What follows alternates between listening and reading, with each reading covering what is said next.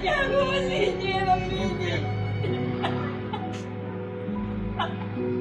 Please mummy. कहते हैं कि हमारा समाज बदल रहा है, लड़कियां पढ़ रही हैं, आगे बढ़ रही हैं और दहेज के खिलाफ कानून भी बन चुके हैं। पर सच्चाई ये है कि हमारी सोच अब भी वहीं अटकी है, जेवर और जमीन के जोड़ घटाव में।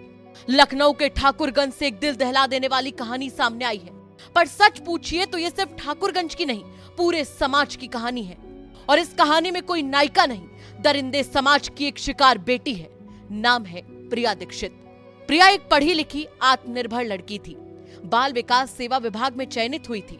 बस 10 जून को ही नौकरी ज्वाइन करनी थी, पर दहेज की मांगों के आगे उसका करियर भी झुक गया और जिंदगी भी। शादी हुई थी दिसंबर 2024 में शुभम टंडन से। टीचर है जनाब, पढ़ाने का काम करते हैं, पर घर में प्रिया को कम दहेज लाने पर पढ़ा पढ़ा कर जलील करते रहे। सास ससुर नंदे सबने अपने अपने हिस्से की नफरत उसकी जिंदगी में घोल दी। मांग थी 6 लाख रुपए और एसयूवी गाड़ी की। वो एक बेटी थी, एटीएम नहीं। ये बात कोई समझने को तैयार ही नहीं था। अब आप सोच रहे होंगे कि एक शिक्षित लड़की, एक सरकारी शिक्षक पति और राजधानी के बीचों बीच ऐसा कैसे? जवाब बहुत सीधा है। दहेज के भूखे चेहरे आसमान से नहीं गिरते, इन्हें गढ़ता है हमारा समाज, हमारी चुप्पी और वो नजरअंदाजी जो हम हर रोज करते हैं जब किसी और की बेटी की चीखें सुनते हैं। 3 फरवरी को प्रिया को घर से निकाला गया।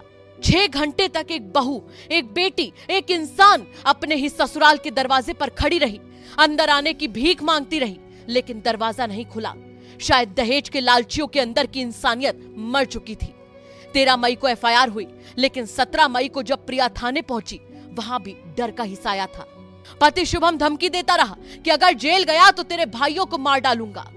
कैसी विडंबना है, एक लड़की कानून के सहारे न्याय मांगने जाती है और वहां भी सिर्फ डर हाथ आता है। प्रिया ने जाते जाते 2 पन्ने छोड़े, वो शब्द जो शायद सारी उम्र समाज को शर्मिंदा करने के लिए काफी हैं। अगर शर्म नाम की चीज बची हो तो। उसने उन पन्नों पर खून और आंसुओं की स्याही से लिखा कि मैं मर नहीं रही, मुझे मारा गया है, मुझे जीने नहीं दिया गया।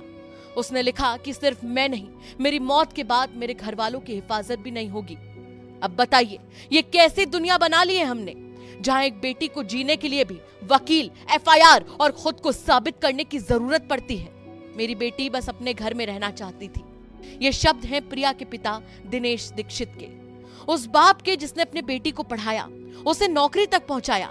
दहेज में जितना बन पड़ता था दिया भी, लेकिन फिर भी हार गए।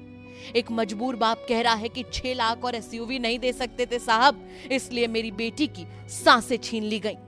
उसने बार बार कहा, पापा मैं समझौता कर लूंगी, आप चिंता मत करना। और उस समझौते की कीमत थी उसकी जान। अब घटना सर वो है कि हमारी जो लड़की थी प्रिया दीक्षित अनुषा, तो यहीं जनरलगंज ठाकुरगंज में शुभम टंडन, उनके पिताजी का नाम गिरधर टंडन थे। 10 दिसंबर को शादी हुई थी। 1-1.5 महीना ठीक चला। उसको प्रताड़ित करते थे, मारते पीटते थे। उनकी सास भी मारती पीटती थी पहले, और दहेज के लिए बहुत प्रताड़ित करते थे। उसके बाद में वो इधर फरवरी में इसी सब चक्कर में आ गई हमारे पास में। तब भी वो कहला धमकियाँ देते थे। इधर धीरे से होली का टाइम भी आ गया कहला, तो होली टाइम में अमूमन होता है हिंदू धर्म में, क्या होता है फर्स्ट होली लड़की के अपने ससुराल में होती है कहला, मायके में होती, सॉरी मायके में होती है, ससुराल में होती नहीं है। इस बहाने से हमारे लड़की के ससुराल वालों ने कहला उसको धीरे से इधर भेज दिया कि अभी होली आने वाली है, आप उधर से ले जाइए। लड़की इधर आ गई। होली के बाद में फिर 2-3 बार कहला हम लोगों ने भी बोला कि भाई त्यौहार हो गया, ऐसे करके उनको लेने के लिए आना चाहिए, मगर वो लोग लेने के लिए किसी प्रकार से एग्री नहीं थे और कई प्रकार के बहाने बनाए हुए। उन्होंने पूरे फ़ोन कॉल वगैरह हर चीज़ बंद कर ली। तब ऐसा हमने कहला परेशान होकर के फिर ऐसे जितने भी अपना महिला है, महिला थाना है, मुख्यमंत्री है, पोर्टल, जितने भी पोर्टल होते हैं सब में अपना पोर्टल पे एप्लीकेशन डाला। उसके बाद में मध्यस्थता भी हुई, 2-3 बार मध्यस्थता हुई। उसमें भी हमारी लड़की जाने के लिए पूर्ण एग्री थी कहला, मगर वो किसी प्रकार से कहला एग्री नहीं था और लड़की पे हमारे उल्टे आरोप लगाता था हर चीज़ कहला। इसी सब परेशानी से आकर के हमारी बच्ची टेंशन में होकर के जो भी कदम उठाया वो आप लोगों के सामने। मेरे पास इतने शक्ति नहीं है कि मैं उस चीज़ को दोबारा और मेरा आपसे निवेदन है कि अगर अपनी लखनऊ पुलिस, उत्तर प्रदेश पुलिस इस चीज़ में पूरा तत्परता के साथ में कार्रवाई करे, उनके फ़ोन कॉल की डिटेल और उनसे कंसल्टेड डिटेल को निकालती तो शायद आज तक 48 घंटे के अंदर शुभम टंडन उनके जेल के अंदर होता। घटना के बाद से क्या वो ससुराल वाले आए थे यहाँ पे? कोई भी बंदा नहीं आया ससुराल का, ना उनके माताजी आए, न उनका पिताजी आया, ना वो शुभम टंडन आया, ना उनकी सास आई। उसके बाद में वो उनके घर में ताला लगा हुआ है। जब से किसी तरीके से उनको कैसे क्या सूचना मिली या क्या है, हाँ हम लोगों ने भी कहलब ये सूचना देने की कोशिश की कहलब, मगर उनके फोन कॉल्स बन जा रहे हैं। क्या डिमांड कर रहे थे वो लोग, मांग रहे थे? शादी के टाइम पे तो जो भी डिमांड थी हमने सब उनकी पूरी कर दी कहलब, सब डिमांड पूरी की। मगर जो बच्ची को प्रताड़ित कर रहे थे तो उसमें 6 लाख रुपए और एक क्रेटा गाड़ी डिमांड कर रहे थे कि हमारा बच्चा लड़का जो शुभम टंडन है वो वैन से जाता है, बीच में बैठ करके उसको डिस्टर्ब होता है। सब कहना 5-6 लोग साथ में जाते हैं। दीदी ने कहा था मैं लड़ूंगी भैया, पर वो लड़ते लड़ते थक गई। ये प्रिया का भाई पीयूष है, उसके हाथों में बहन की राख बची है और आंखों में एक ही सवाल, आखिर क्यों नहीं बचा सका मैं उसे। उसने बताया कि दीदी को घर से निकाल दिया गया था। 6 घंटे तक वो बाहर खड़ी रही। एक शिक्षिका, एक संस्कारी बहू, एक इंसान सड़क पर खड़ी गिड़गिड़ाती रही और अंदर बैठे वो लोग जिनके लिए इंसान की कीमत सिर्फ गाड़ी और नोटों से आंकी जाती है। जब उसको मीडिएशन के लिए हजरत में बुलाया गया था तो पीयूष ने क्या कहा था उससे? जब वो मेडिटेशन के लिए बुलाया गया, मेरी बहन प्रिया दीक्षित और शुभम टंडन मेडिटेशन के रूम में जाके बैठे थे वहाँ पे, तो उसने जब मेरी बहन किससे साफ साफ कहा था कि मुझे तो अब जेल 1-2 दिन की हो ही गई और अब ऐसा रहा तो मुझे आगे जेल होगी, तो मुझे किसी चीज का खतरा नहीं है, मैं तुम्हारे दोनों भाइयों को भी जान से मार दूंगा, तुम्हारे परिवार का कोई सदस्य नहीं बचेगा, मैं उनको मिटा के ही जाऊंगा।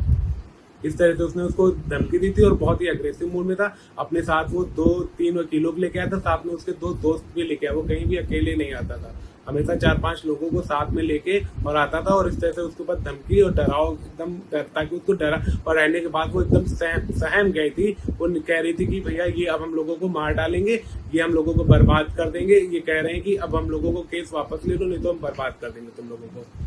हमारा सवाल उस पुलिस, उस कानून व्यवस्था से है कि जब कोई बेटी बार बार पुलिस में शिकायत करती है तो क्यों नहीं तुरंत एक्शन होता है?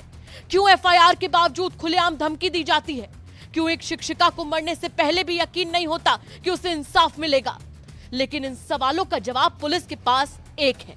शिकायत के आधार पर मुकदमा दर्ज कर लिया गया है और कार्रवाई चल रही है। प्रिया का लिखा 2 पन्नों का खत समाज के मुंह पर तमाचा है, जिसमें वो लिखती है, उन्होंने मुझे मारने की कोशिश की, मैं थक गई हूं, मैं नहीं चाहती कि मेरे पापा और भाई भी इन दरिंदों का शिकार बने। अब आप सोचिए, एक लड़की मरने से पहले ये लिखती है कि मुझे मारा गया है, क्या इससे ज्यादा कुछ कहने की जरूरत है? और बात करें समाज की तो बस वायरल वीडियो को देखेगा, एक पोस्ट डालेगा, थोड़ा गुस्सा करेगा, फिर भूल जाएगा। चलिए हटाइए, आप भी कहां इंसान और भेड़िए के इस फर्क के मुश्किल खेल में उलझ गए। रहने दीजिए ना, कौन सा पहली बार ये खेल हम और आप देख रहे हैं। लखनऊ से अंकित मिश्रा की रिपोर्ट, यूपी तक।